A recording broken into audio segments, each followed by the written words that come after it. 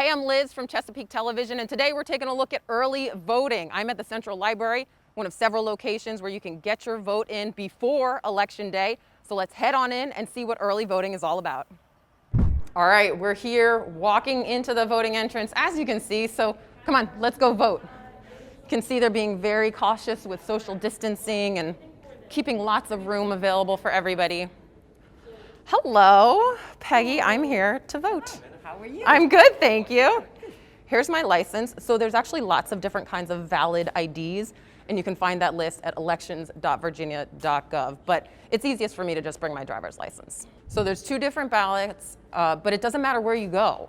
So I live in 23322, but I could have gone to a library anywhere within the city except for Cuffy, because they're getting some work done right now, but all the other libraries are open for early voting. So now I've got my ballot, got my pen, let's go vote. All right, we're gonna make sure to fill in the squares as much as possible.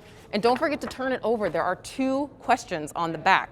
And if you wanna do some research ahead of time, you can actually find this entire ballot at cityofchesapeake.net/vote. They show this entire ballot so you can do your homework ahead of time. I did that myself. So now I'm gonna vote. All right, my vote is in, but it's not official until we put it into the system. So let's go. All right, now for the best part, I get my sticker. So if you've requested an absentee ballot, you've already filled it out, there's actually lots of ways you can get it back to the voter registrar. You can, of course, place it in the mail, make sure that it gets there by 7 p.m. on Election Day night, or you can come to any of these satellite offices, any of these satellite library spots, and you can put it in this drop box. And then this will all be taken back to the voter registrar's office. Now, if you've requested your absentee ballot, but you now want to vote in person, you can actually do that. But you gotta bring that absentee ballot with you.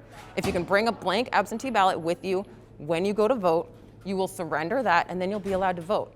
If you don't have it, you never received it, you can't find it, you'll have to come and sign a paper swearing to who you are, and then you will be able to sign or fill out a provisional ballot. So the best, easiest way is to just bring that blank absentee ballot when you go to vote in person.